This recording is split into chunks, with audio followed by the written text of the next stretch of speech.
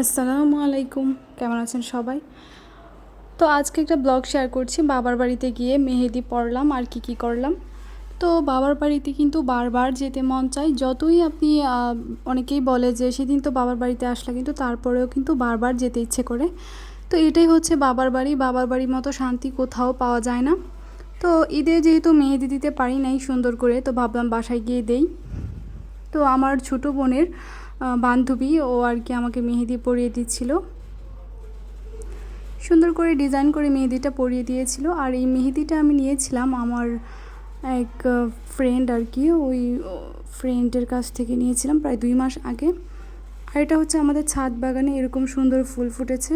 এগুলো আমার বোনেরা এই ফুলগুলো লাগিয়েছিল, রোদের কারণে দেখা যাচ্ছিল না ফুলগুলো। তো এই তো এরকম করে সুন্দর করে মেহেদিটা পরে নিলাম। আর এটা ছিল একটা অর্গানিক মেহেদি। এই মেহেদির কালারটা অনেক বেশি সুন্দর এসেছিলো। তো ওই দিনই আবার চলে গেলাম শ্বশুরবাড়ি।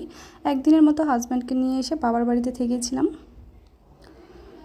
তো অর্গানিক মেহেদি কিন্তু অনেকটা সময় পর্যন্ত হাতে রেখে দিলে কালারটা পারফেক্ট এবং সুন্দর আসে। অতটুকু সময় রাখতে পারিনি, খুব দ্রুত করেই শ্বশুরবাড়িতে চলে আসি বিকেলবেলা। আর এটা হচ্ছে মেহেদির একদম ফাইনাল লুক।